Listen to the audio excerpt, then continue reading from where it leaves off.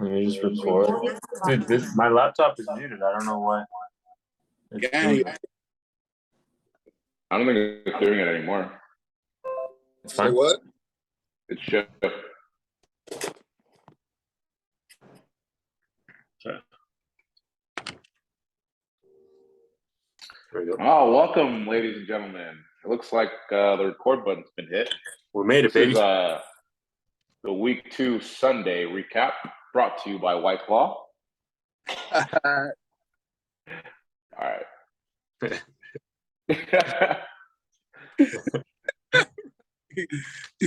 let's keep it rolling then. What we getting into, Blake? All right, so I was thinking let's just go through the slate for Sunday. Oh, you don't want to talk about how you guys were wrong about the Chiefs and Chargers spread, huh? We're just gonna skip all that. I guess Pretend like that never happened, right? First Pretend game like on I the didn't. slate. Yeah. We're gonna pretend like I didn't call the Chargers covering. We're gonna pretend like you guys didn't call the Chiefs covering. We'll just move on. We'll move on. Should Herb have been playing? Why was he looking red? Like, sit him out. You're losing that anyway. Tragic. I know State had money in the game. You guys needed a rookie corner to even have a shot at that game. You guys almost completely flipped the spread. Chargers should have won that game. We almost got away with it, Andy. We almost got away with it. We really did, honestly. So like we was talking about, watching that whole game from the first quarter, we're all texting each other, right? And I'm just literally just like, first drive of the game, the first drive Casey has, I'm like, ooh, Chargers defense legit. Second drive of the game, we're all just like, bro, Chargers look dirty. Like they honestly should have won that game by like 10 points. They really do. But that's why the Chiefs win games. So there's an art to like being a talented team and winning games. And winning games. You gotta know. You gotta know the Mahomes pedigree, bro. That's literally what. There's no denying it. Yeah. It's a playoff. That's a playoff atmosphere, playoff intensity. It's like it's a grown man thing. Herbert's still learning. Did you guys see Gerald Everett? Like he was tired. He was asking to be subbed out, and instead of subbing him out, Herbert threw him the ball. Like he couldn't get to the ball. That was the only reason for the pick six, man. That's a fail on everybody. Like first of all, you already threw to the dude 2 times in a row. Yeah. Don't you think the defense is going to be like up his route? That's the type of like cerebral that Andy Reid and Mahomes would have been taken care of. But it's like the head. Yeah, for a second I was like, man, why is this guy like out of shape? Like, bro, in the biggest moment you gotta just muster up that energy, however you gotta do it. But at the same time, it's like he's a tight end, he's a big guy, and he just had a big catch and he had yards after contact too. He was like breaking tackles, so it's not like he wasn't putting in work. Yeah, 2 big straight catches, and then like it's 2-minute drill. Like everybody's getting tired of shit. Getting tackled, bro, that shit tires you the fuck out. Because you're fighting gravity. You feel me? Herb is still young though, so it's like that was honestly the reason I pulled on. Well, I didn't pull on Chiefs 3.5, although that was my pick. I bought 2 points and got Chiefs -1.5. So that was your boy profited last night. Yeah. However, I did get the pick wrong. Yeah, I was quite. But Herbert's still young. He's still learning. So, he's gonna be making those mistakes, and I think by year 4, year 5, that's when you're going to see all his potential come to fruition. Usually that year 3 jump is like the jump year. Like, did Mahomes throw 50 tugs in year 2 or 3? That might have been year 2. I think it was year 3. Or was year 3 the Super Bowl? Year 3 is the Super Bowl. That's crazy. Oh, you're right. It might have been. It must have been year 2. But dude, this is Herb raw, bro. This is him completely raw. Like exactly. Barely he's gonna develop. Yeah. All right, so we talked about the L. Let's move on to the Sunday slate. Facts. So the first game I got on my screen is Jacksonville versus Indy. I personally think Jacksonville +4 is going to be the play here, and my main reason is just because I think, they had jitters in their first game. This is going to be their home opener. I think Trevor Lawrence is really going to settle in. A lot of the throws that he had were really easy mistakes, like just inaccuracy. I think those are some things he can easily button up week 2. And like we were saying earlier in the last show, the first couple games are an extension of preseason since it's been shortened. So I got Jags +4. How about you guys? To be honest, I'm with you on that pick. I like that pick. I did like Jags to win a couple more. Like, I feel like they can win some surprise games throughout the year. I think last week they should have won that game. They absolutely should have won that game. Like a couple missed throws in the red zone, a turnover in the red zone, letting Carson butt fumble Wentz, march the ball down 90 yards for winning drive, just unacceptable. But they're a young team. I trust Doug Peterson as a coach to get him to where they need to be. Will it happen this week? Yes, it fucking will. Oh, yes, sorry. Yes, it will. There goes the sponsors. There goes the White Claw money. We just lost it. That's all right. Can't be worse than what AB did. You know, effed up the bag. We really did. We just lost that. So, but I really, other thing too is that I don't think they've won in Jacksonville in like 7 straight games, maybe longer. I want to say it's like a big number, but they really haven't won in Jacksonville in a while. I think Indy, we kind of gave them this. So last year we kind of like overhyped them. Then because they didn't meet the hype, we blamed it all on Carson Wentz. Now they got Matt Ryan. They're having some of the same issues where they got some defensive issues, protecting the pass, stopping the run. They got great linebackers, but that's not where your money should go as a football team. And then they need outside weapons, explosive weapons besides Jonathan Taylor. Pittman's really nice, great possession receiver, but he's not a burner, like gonna stretch out the defense type dude. So I think we still got questions about the Colts. I think the Jags, honestly, pretty explosive. They got what should be a nice run defense.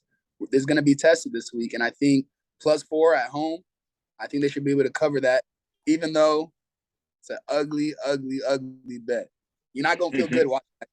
You're not going to feel good, I'd say that. As BS would call, this is definitely one of the perfectas. All right, Sojad, what about you? Yeah, I'll probably leave this game alone.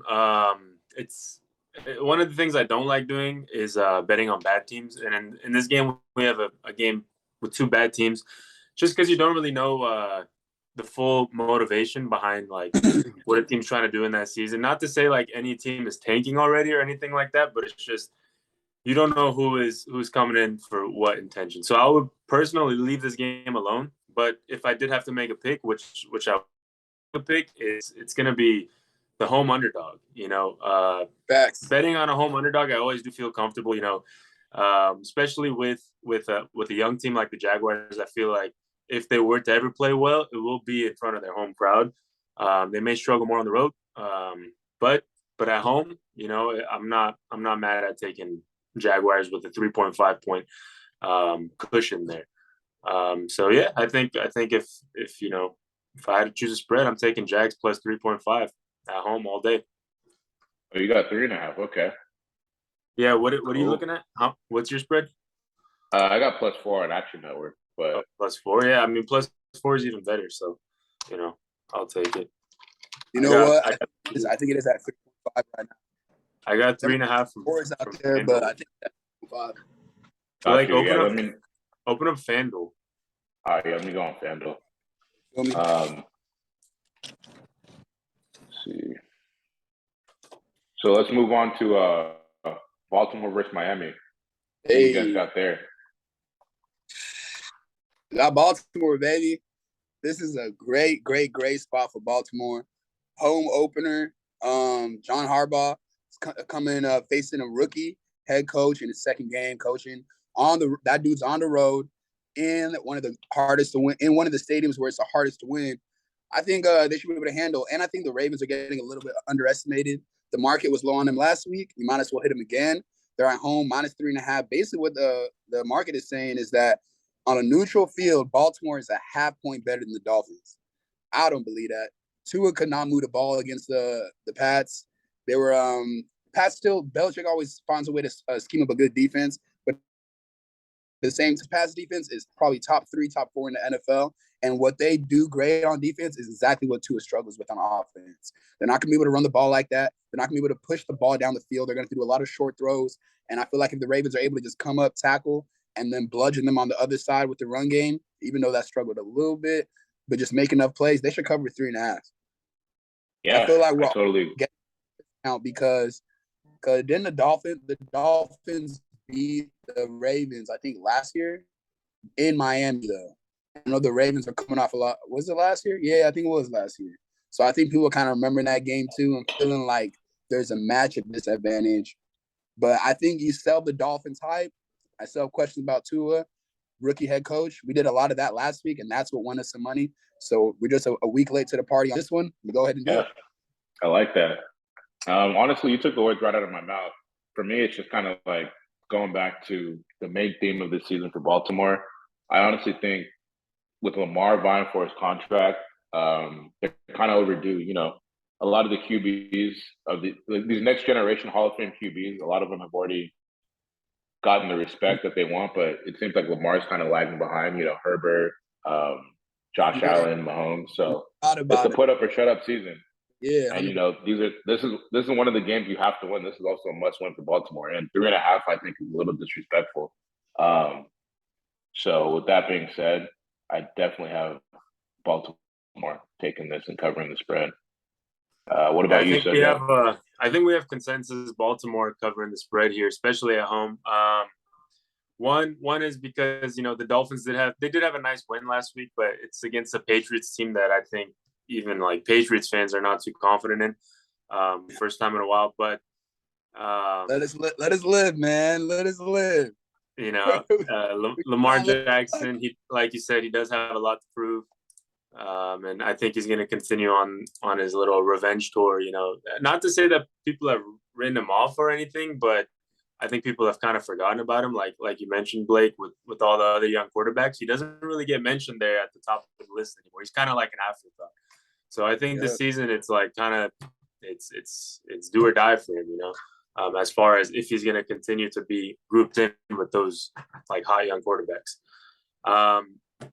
And yeah, I mean, 3.5 points is kind of tricky to me. I in those situations, I do like to buy a point to bring it down to 2.5, just in case there's a last second field goal. You know, it could be a close game and Lamar can bring them down. And in that situation, they don't really have to score a touchdown, right? They can just get out of there with a field goal. And I feel like with a good kicker on that Ravens squad, they might opt, you know, to win that way. So a team that has control in the game all game, they can still win by only 3 points. And just because the scoreboard says one thing, it doesn't necessarily mean that Ravens weren't in control all game. So I think Ravens will be in control all game, but I could see them winning by, you know, 3 points. So I might have to buy a point on that, tease it down to 2.5, and then take the Ravens for sure.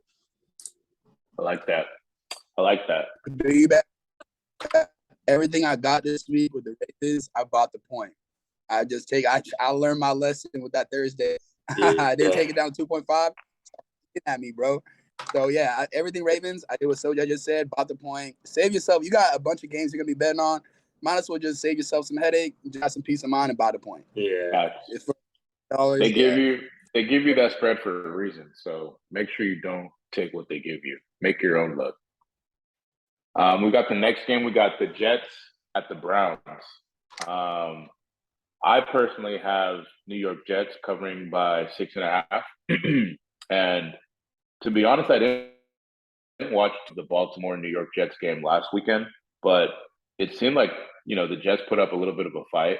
I think they got a good coach over there. They have a solid system. They just don't have the talent. And to be honest, the Browns, you know, with Jacoby Brissett under center, we can't really judge them off of what they did with Carolina. So the 6.5, I think, is a little too aggressive. And for that reason, I'm just going to take the Jets. Just, you know, thinking that this spread is a little too big. How about you, Sojad? Yeah, this game's a little bit tough for me. You know, the Jets did come off a pretty bad loss last week to the Ravens. They lost by 15, right? On the road, and again, they're going to be on the road this week. 6.5, I do kind of like that spread for the Browns right there.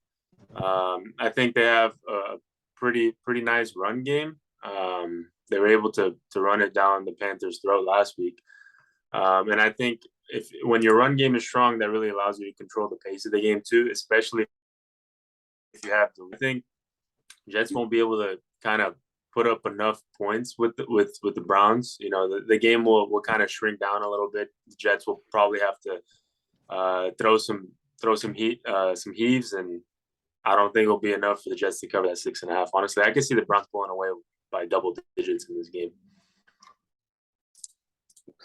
We lost Andy. But yeah, I think we have consensus. Well, I had the Browns, you had the Jets. Let's see what Andy has. Is Andy out of here? Yeah, Andy's. I'm sorry. I thought I heard you say Jets pulling away by double digits. No, I think the Browns are going to take this one. Okay.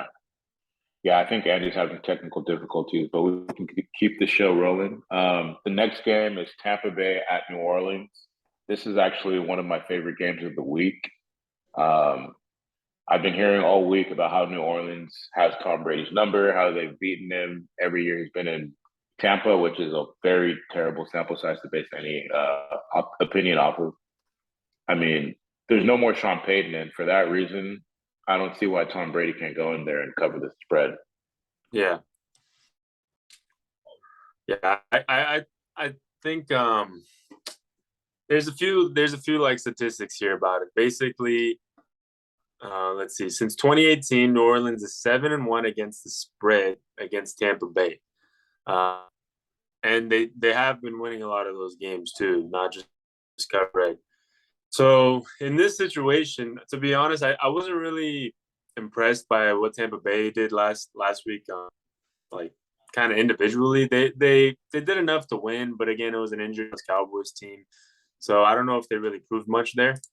But the Saints, I can't really envision a way that the Saints win this game. In the past, I feel like also all been on the same boat in the sense that Tampa Bay should win those games, and they haven't won those games. For some reason, the Saints have Tom Brady's number ever since he's been wearing a bucket. But I'm gonna just continue with what I believe is gonna happen. I'm not gonna let history determine what happens in the future. So I'm gonna go with the Buccaneers covering the 2.5 point spread. I think they win the game, and I might even tease that to like 6.5 points. You know, to get a better payout from that, because the Bucs could win that game by a large margin. They're a significant better team, you know. Yeah, I'm right there with you. I think that, yeah, I'm blindly in the Bucs on this one. That's just how confident I feel. If the Saints win this one. Yeah. So the next game we got is Pittsburgh and New England. The spread over here is 2.5. Based off what happened with Pittsburgh last week in Cincinnati, it's hard for me to believe that this downtrodden Patriots team is favored by 2.5 points. I mean, we have Coach Mike Tomlin and the institution he's established in Pittsburgh over these last few years. We have New England, whose coaching culture seems to be in shambles. I don't think they have a proper offensive coordinator. Bill Belichick's hiring his sons. New England's just a mess right now, and I think they're going to start looking like the NBA San Antonio Spurs. So for that reason, Mike Tomlin and his institution, I'm choosing Pittsburgh by 2.5. Yeah, I'm 100% on board there. This is one of those spreads where, like, if I were to do like the Bill Simmons guess the lines before the game, I would have guessed Steelers are like 4.5 point favorites or something like that, you know, along those lines. So when I saw this line, I was very shocked. I was like, okay, who's injured? Like, what's going on here? What's missing? Like, obviously, you have two great coaches on both sidelines. At home, to be an underdog, there's a lot of metrics actually that I was looking into that supports the home team underdog. So basically, home underdog in week 2 is 39-22. So that gives Steelers edge there. Mike Tomlin as a home team underdog is 12-4 against the spread. Yeah, I mean, there's really nothing here that would make me lean towards the Patriots, especially seeing the way they played last week. They didn't really compete too much. Obviously, Steelers, you know, they're not the best team in the league, but I think they have enough to cover the 2.5 there, as the underdog, especially. So I'm taking the Steelers on that. That's actually one of my picks of the week as well. Like I'm gonna have them in a lot of action. Yeah, I like that. That almost made my cut for picks of the week, but I had a few others I fancied a little more. Moving on to Carolina at New York Giants. So over here, it looks like the spread is 1.5 at FanDuel. Actually, no, it starts it at 2.5. That's a pretty big hit. Let's see what I got here. So I have them at 1.5. What do you have them at? I'm looking at FanDuel. FanDuel has them 1.5. I'm just kind of so interested they in why up, that variance is so big. Well, the Giants opened up at 2.5. Okay. But I think a lot of people have been betting on the Panthers, so that's kind of moving the spread down in the Giants' favor if you want to bet on the Giants. But who do you got in this one? This one's a tough one, but I ended up choosing Carolina plus 2.5.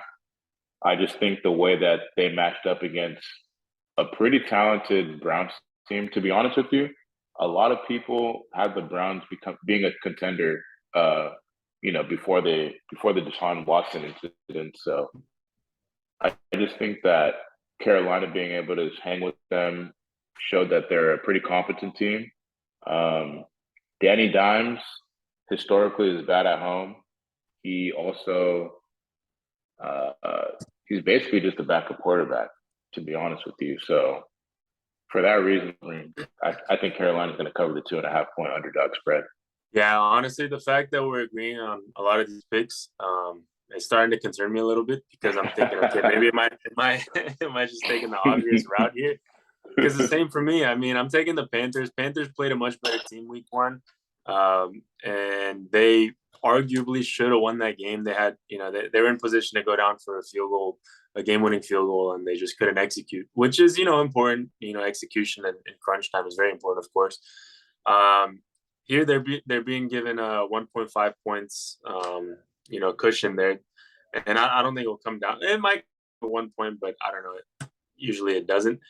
But so here I'm taking the Panthers, primarily because I think what the Giants did week 1 is not sustainable.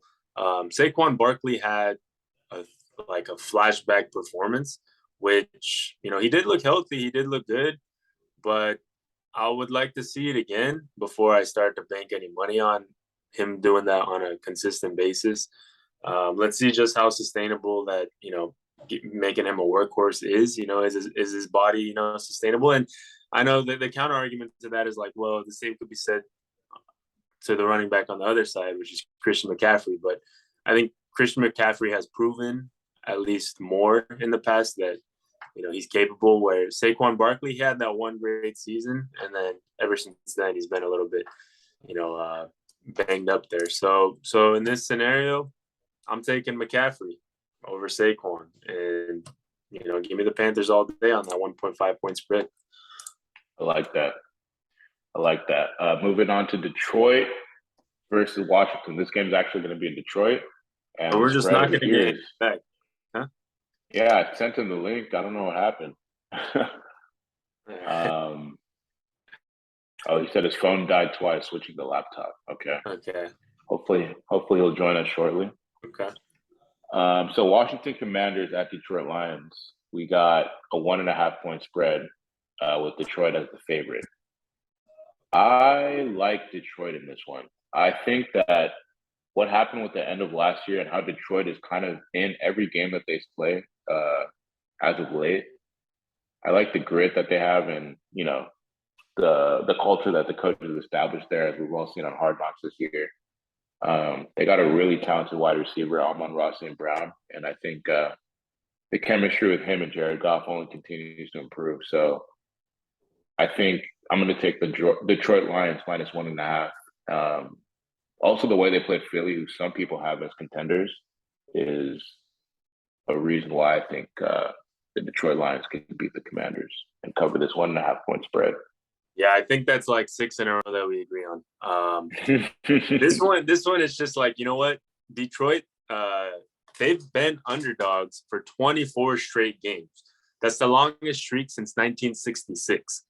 So, and also Dan Campbell, ever since he took over as head coach, it's the first time they've ever been favorites.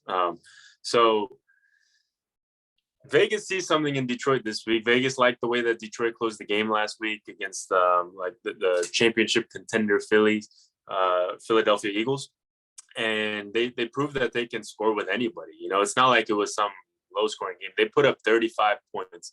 I do have a soft spot for Jared Goff. You know, he's an ex Los Angeles Ram, which a lot of people, you know, said that wasn't much of a successful tenure, but he took us to the Super Bowl. You know, it was the first time in a while. So I have a soft spot for Jared Goff. I think he throws a beautiful ball, sometimes to the wrong team, but it's okay.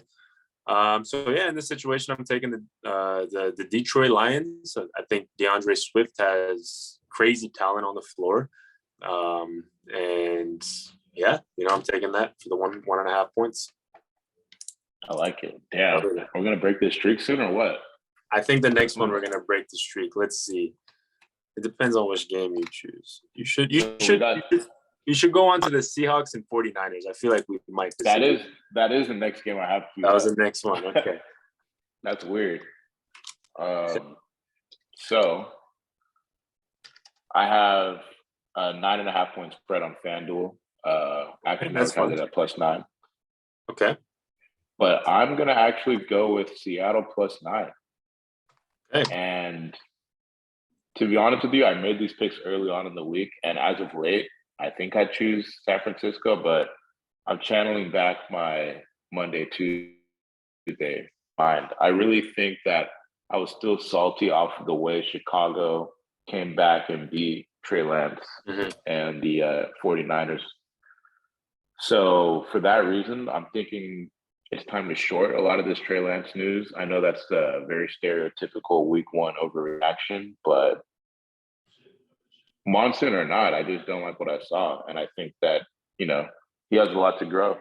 And, you know, if they stick with him consistently throughout the year, he's probably going to get there. But at this point, he's far from a finished product. And I think they're just committing to his development as opposed to stating that he's ready like the media has. So for that reason, I have Seattle +9.5. Yeah, and I didn't even mention what happened with Denver last week and how they competed and won in the biggest upset of the season.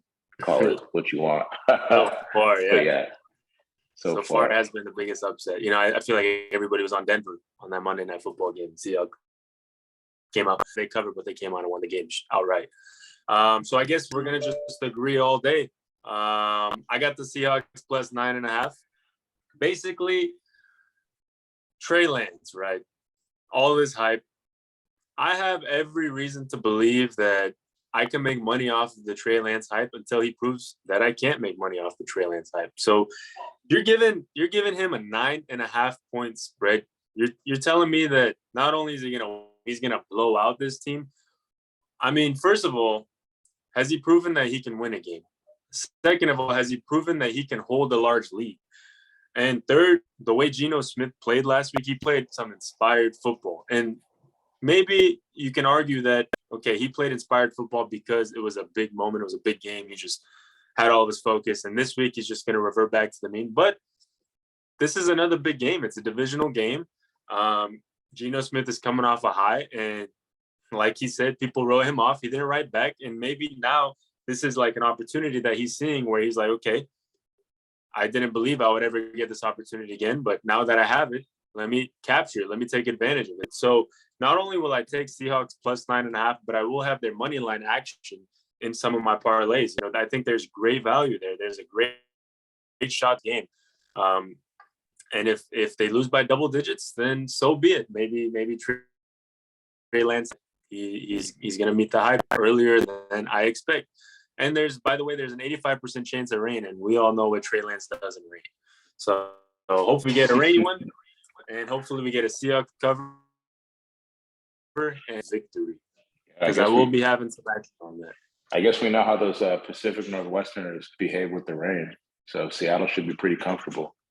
Yeah. So we're still on the same page. That's crazy. Oh, no, this one, if you are bearish, let me just say it's Atlanta at LA Rams. FanDuel has the spread at, is it like 10.5? 9.5. Action Network, excuse me, has it at 10.5. FanDuel has it at 9.5. 10.5 or 9.5, regardless. Right. I got the Falcons covering, and that's strictly because of the Rams looked dumb weak against the Buffalo Bills, the defending champs. It wasn't even like a Super Bowl hangover. They just looked like they couldn't compete, and I think the Rams shouldn't be considered as a. Actually, you know what? I'm going to hold off on that. It's only week 1, but thank you. I definitely think the Rams are definitely not the same team as they were last year. Matt Stafford's going to be dealing with discomfort in his elbow. Cooper Kupp, statistically, it's damn near impossible for him to have as successful as a season as he did last year. Regression seems to be the only logical direction. Yeah. They lost Odell Beckham to injury. Andrew Whitworth gone. AD, another year older, probably still one of the best, if not the best defender in the NFL. But I'm just going to basically bet on regression to the mean. They won the Super Bowl last year. They're going to get worse this year. It's very, very unlikely to repeat in the NFL. This isn't the NBA. So for that reason, I got the Falcons covering. Right. Yeah, no, I think all your points are very well taken.